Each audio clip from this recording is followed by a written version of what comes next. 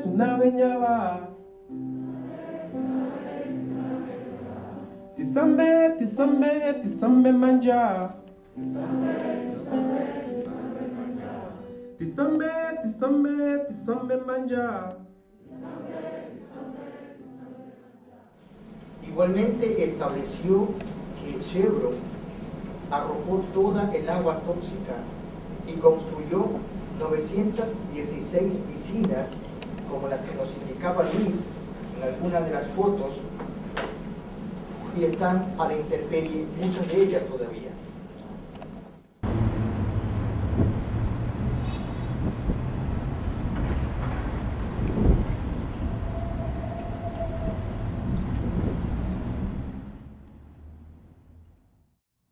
Yeah, it's not clear where Chevron is holding the press conference. We've scheduled one for 10 a.m. to discuss Chevron's tactics of intimidation, and essentially, they're desperate right now.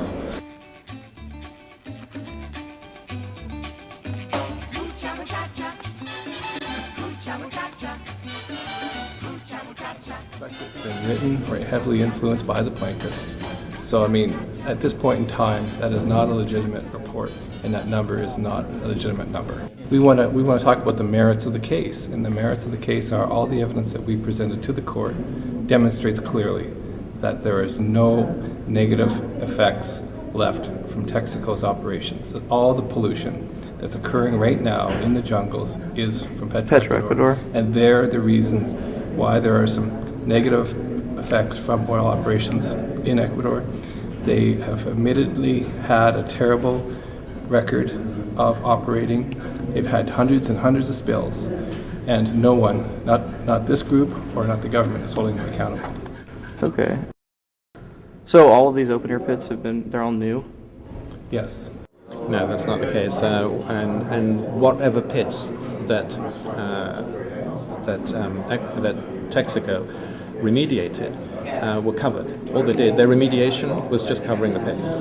They just brought bulldozers in and they bulldozed over the pits, and that was their remediation. So, of course, the oil and the toxics still seep through into the water table. So there are a lot of pits that came afterwards, yes, but using the technology that Texaco left behind and that was inherited from Texaco.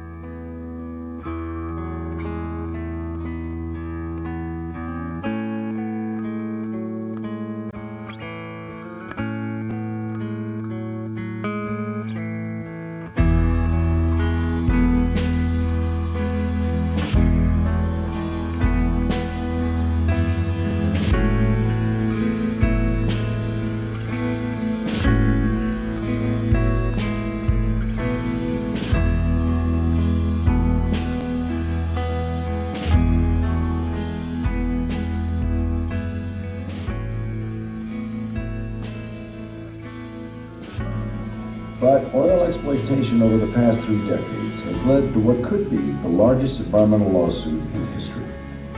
The suit claims there has been significant damage to Ecuador's natural resources and its people.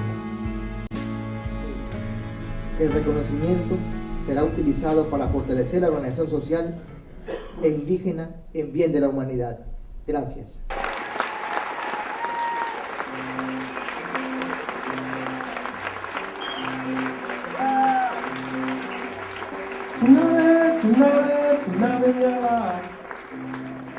When I heard their story and I saw that they were up against a major U.S. corporation, and it was very humbling to see the gentleman who's the attorney that was actually working away trying to combat this major U.S. power that they have a fleet of junior associate, and senior attorneys probably on this case.